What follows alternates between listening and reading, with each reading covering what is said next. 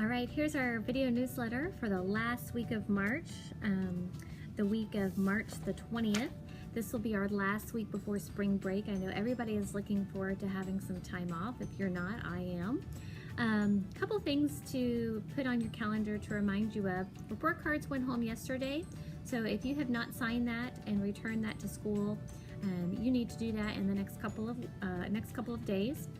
Also, next week is Fine Arts Night. That starts at 6:30. That's in the gym, and that's for everybody in our class.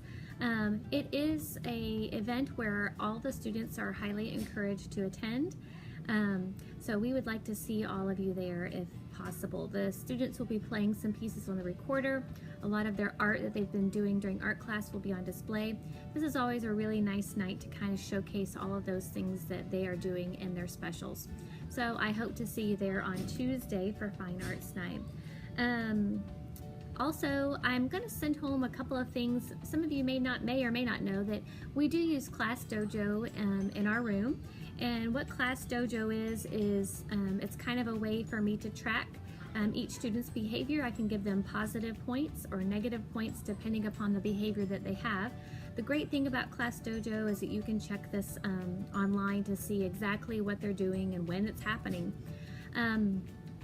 There's a way that you can get connected to that. I sent home letters on this back towards the beginning of the year, but if you have never gotten connected to it, or if you've lost that information, I'm going to put some new connection forms in your students' mailbox, and they're going to bring those home this weekend. So if you need to connect to Class Dojo just to kind of keep an idea of how their behavior is going in our classroom, then Class Dojo is a good way to do it. You can also send me messages through there or ask questions or things like that.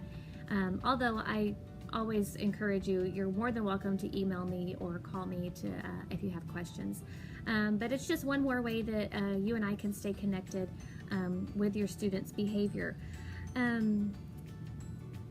One of the things that we do is on Fridays we do something called Genius Hour, and on every Friday for about usually about the last 45 minutes to an hour of every Friday, we spend a few minutes and spend that time the kids can kind of study or make any kind of project or experiment on anything that they're interested in.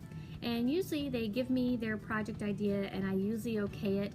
I'm pretty lenient on what they want to do. There's just a few that I have turned down, but it has to be something that they enjoy. It has to be something that can't just be looked up on a Google search. They need to have something that they can research and find some information on.